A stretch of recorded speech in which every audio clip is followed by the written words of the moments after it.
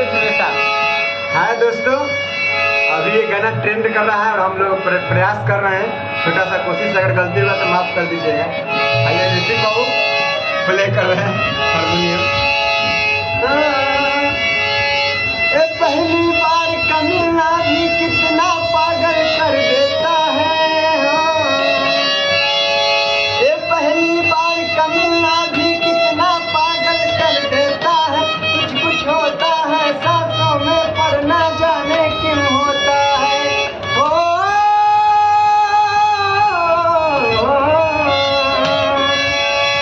ये पहली बार का मिलना भी कितना पागल कर देता है। कुछ कुछ होता है सांसों में पर ना जाने क्यों होता है।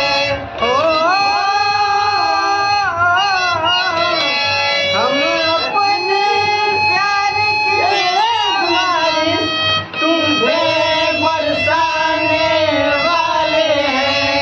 चलिया न बिछाना राहों में, हम दिल को बिछाने वाले हैं। क्या दिल भर आने वाले हैं।